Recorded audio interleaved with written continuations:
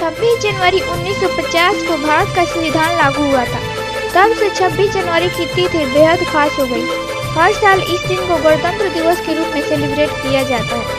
हर साल 26 जनवरी का कार्यक्रम राजपथ पर आयोजित किया जाता है, जहां भारत के राष्ट्रपति राष्ट्रीय ध्वज फहराते हैं। इस मौके पर हम आपको बताएंगे कि गणतंत्र दिवस से जुड़ी वो बातें जिनके बारे में तमाम लोग नहीं जानते हैं।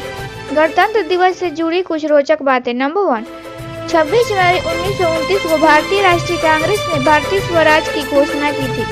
इसलिए भारत का संविधान लागू करने के लिए भी 26 जनवरी की तारीख को चुना गया था। नंबर 2, जनवरी 1948 में भारत के संविधान का पहला प्रारूप चर्चा के लिए प्रस्तुत किया गया। 4 नवंबर 1948 को चर्चा शुरू हुई और 32 दिनों तक चली। इस दौरान 7,635 संशोधन प्रस्तावित किए गए, जिनमें से 2,473 पर विस्तार से चर्चा हुई। संविधान को अंतिम रूप देने में 2 साल 11 महीने और 18 दिनों का समय लगा था। नंबर 3, संविधान को बनाने के लिए डॉक्टर भीमराव अंबेडकर की अध्यक्षता में एक मसौदा समिति नियुक्त की गई। मसौदा समिति का अंतिम सत्र 26 नवंबर 1949 को समाप्त हुआ और सभी की सहमति से संविधान को अपनाया गया। 26 जनवरी 1950 को इसे देश में लागू किया गया। नंबर 4, 26 जनवरी को परेड के दौरान राष्ट्रपति को 21 तोपों की सलामी दी जाने की प्रथा है।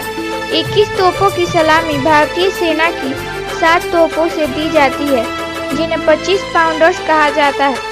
पहली सलामी राष्ट्रगान शुरू होते ही दी जाती है और आखिरी सलामी ठीक 52 सेकंड बाद दी जाती है। नंबर 5, संविधान की मूल प्रति को हिंदी और इंग्लिश में प्रेम बिहारी नारायण राजयादा ने लिखा था। इसे लिखने में उन्हें पूरे 6 महीने का वक्त लगा था। इस काम के लिए भारत सरकार द्वारा कॉन्स्टिट्यूशन हाउस में उनको एक कमरा आवंटित किया गया था। नंबर 6, प्रेम बिहारी नारायण राजयादा ने संविधान लिखने के लिए सरकार से कोई भी मेहनताना नहीं लिया था। बस एक मांग की थी कि वे संविधान के हर पेज पर अपना नाम लिखेंगे और आखिरी पेज पर अपने साथ अपने दादाजी का नाम भी लिखेंगे। नंबर 7, भारत का संविधान दुनिया का सबसे लंबा और सबसे विस्तृत संविधान है। संविधान के हर पेज को प्रेम बिहारी नारायण राजयादा ने खूबसूरत लिखावट और इटैलिक में लिखा है।